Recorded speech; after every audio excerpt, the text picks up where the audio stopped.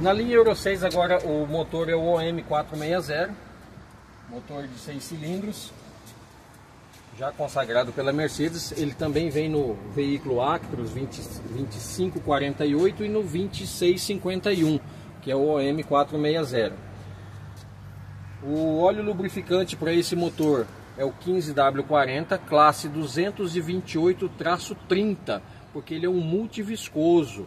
Então nos motores anteriores ele trabalhava com o 228-3, que era um óleo mineral. Nesse caso ele já trabalha com um multiviscoso. Sintético.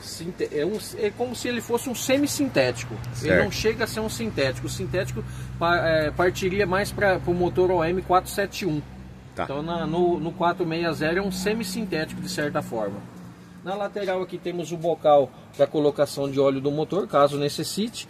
Vareta de medição de óleo, apesar de também eu ter a medição de óleo informando lá no painel, através de pop-ups e mensagens lá no painel, mas oriento pegar as informações do painel somente como uma referência. Ainda ter o costume de vir fazer o procedimento de verificação da vareta, da medição do óleo pela vareta do óleo. Sempre entre o mínimo e o máximo, aí, considerando a metade da vareta, aí, é o ideal para estar em trabalho com o veículo. Conforme você vai se aproximando das trocas de óleo aí, então conforme você vai aproximar disso daí, se você colocar esse óleo até o nível máximo, ou seja, você vai daqui a 5 ou 10 mil quilômetros, pode depender a quilometragem que o veículo está, você vai acabar jogando esse óleo fora aí novamente. Então vai gerar custo, sem contar a questão de meio ambiente, onde que eu vou depositar esse óleo, que eu vou retirar do cárter e assim por diante. A questão dos filtros, a Mercedes também agora, ela diminuiu a micra dos filtros, do papel do filtro, tanto do diesel quanto do filtro do Racor. Então os dois filtros aí do diesel, ela diminuiu as micras do papel justamente para filtrar mais a questão do diesel, pela adição do biodiesel, que antes era em torno de 10%, agora veio a 13%, com probabilidade de ir a 15%. Então hoje talvez o filtro vai trancar um pouquinho mais cedo, mas eu tenho uma vida útil das unidades injetoras muito maior em relação aos filtros anteriores. Então eu tenho um ganho em relação a isso daí. Eu perco de certa forma, porque o filtro tranca mais cedo, mas eu ganho na questão unidades injetoras pela questão de valores para fazer recuperação dessas unidades. Esse é o radiador do intercooler e o radiador de água está ao fundo. O posicionamento mudou e o sistema dele de captação de ar também mudou. Temos também aqui a parte do líquido de arrefecimento, composto por 50% de água e 50% desse líquido avermelhado. O líquido diluído aqui esse avermelhado nada mais é que o 325.5, que ele, além de ser um refrigerante para o motor, ele também é um lubrificante e ele retém as impurezas criadas pelo bloco, já que o bloco é feito de ferro fundido. Então, se chegar a baixar ou der algum vazamento, eu posso estar completando com água, porque nas revisões é feita a substituição desse líquido de arrefecimento. Também temos o novo filtro de ar do veículo, ele é idêntico ao filtro de ar do Actros, o novo compressor do ar condicionado e também agora o novo parte de resfriamento do motor, ou seja, através da hélice, do radiador e assim por diante. Então eles trocaram de lado, ele era do lado esquerdo, agora passou para o lado direito e faz o acionamento agora através de um cardan e uma polia. Diminuiu-se uma polia também na parte do motor e também mais uma correia do motor em si. Temos agora o novo catalisador, que ele trabalha com 4 filtros. O primeiro filtro é chamado DOC, que ele é como se fosse um incinerador. O segundo filtro é o DPF, aí segue depois para o filtro SCR, que é onde vai fazer a reação química através da adição do ar da 32, e depois o filtro da parte da saída do catalisador, que vai ser jogado na atmosfera. Então até uma temperatura de aproximadamente 250 graus, ele vai fazer a parte da regeneração automática passiva. Então ele vai fazer a regeneração automática passiva. A partir do momento que o veículo estiver em funcionamento, trabalhando uma temperatura de até aproximadamente 250 graus, o motorista não vai intervir em nada. Então ele mesmo vai fazer o procedimento da regeneração. A partir do momento que o veículo não conseguir atingir essa temperatura de 250 graus, ele necessitar fazer a requeima dessas partículas que foram geradas mais um acúmulo maior de impurezas dentro do filtro DPF, aí ele vai ter que, acima de uma temperatura de 250 graus, ele tem um dispositivo que ele vai pulverizar diesel dentro do DOC para haver uma explosão, e nessa explosão, né, ele vai queimar essas partículas.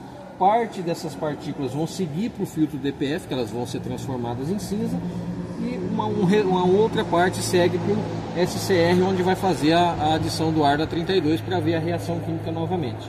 Então aí nós vamos ter uma luz verde que vai ser acesa lá no painel, e essa regeneração é chamada regeneração ativa. A primeira nós temos a passiva e a segunda é a regeneração ativa, que ela trabalha acima de 250 graus de temperatura com a pulverização de diesel dentro do filtro DOC.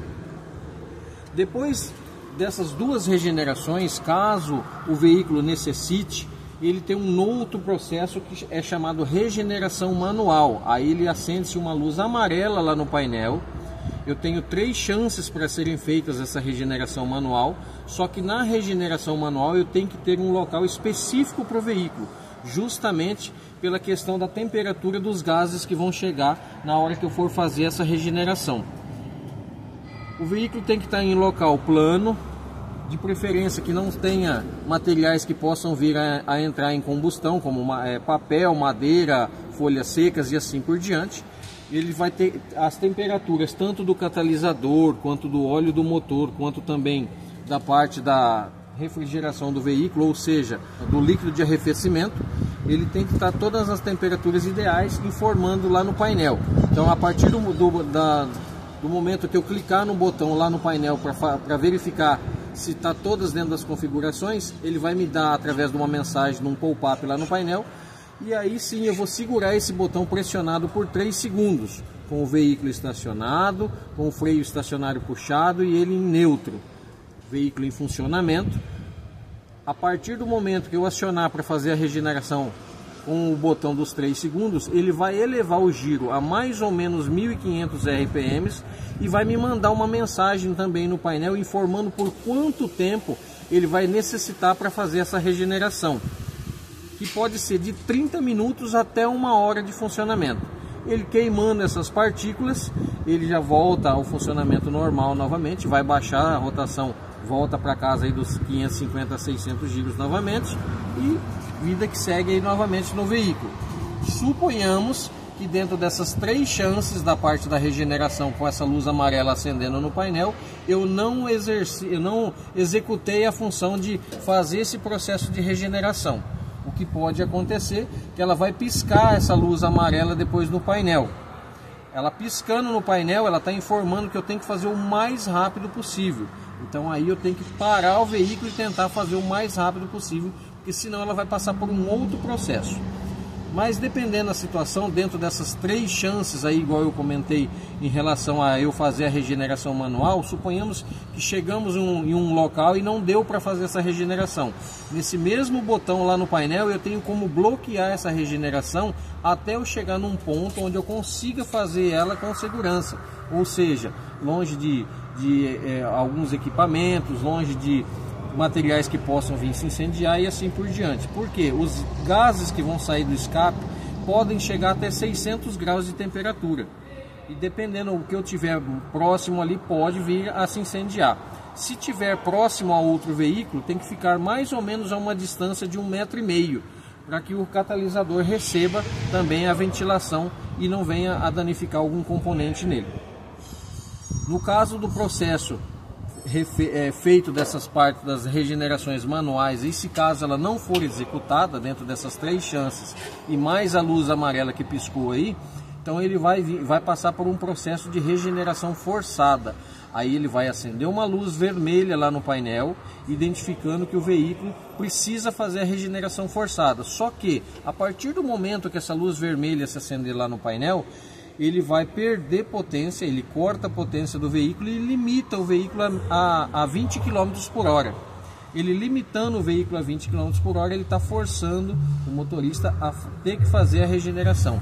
Essa regeneração, infelizmente, ela só é feita na concessionária, porque necessita do Star Diagnose para fazer o processo, para ver quanto de partículas gerou dentro do filtro DPF, para que possa ser feito a requeima dessas partículas. Nesse caso aí, o filtro DPF é um filtro que ele é substituível. Esse filtro ele tem uma vida útil de mais ou menos 300 mil quilômetros. Então dentro dessas partes das regenerações aí, se forem seguidas todas corretamente, ele vai ter essa vida útil dele de 300 mil quilômetros mais ou menos. Aí ele vai passar por um processo ou lavagem ou uma substituição desse filtro. Então ele vai ter um processo de troca aí nessa quilometragem que foi estipulada.